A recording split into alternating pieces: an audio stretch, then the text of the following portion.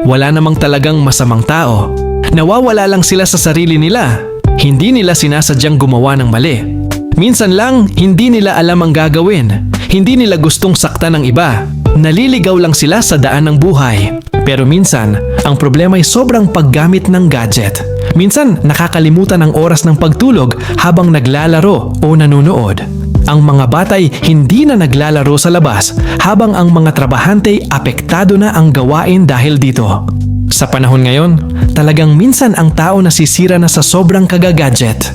Mga magulang ay hindi na nakakapag-alaga ng maayos sa kanilang mga anak dahil sa nakatutok sa kanilang sariling device. Ang mga pagtitipon ay parang hindi na totoo ang kasiyahan kasi bawat isa'y may sariling mundo sa kani-kanilang cellphone. Ngunit baka naman may paraan pa para mabago ito. Huwag hayaan na tayo'y tuluyang maubos ng teknolohiyang ito at mapabayaan na ang ginagayak na manok.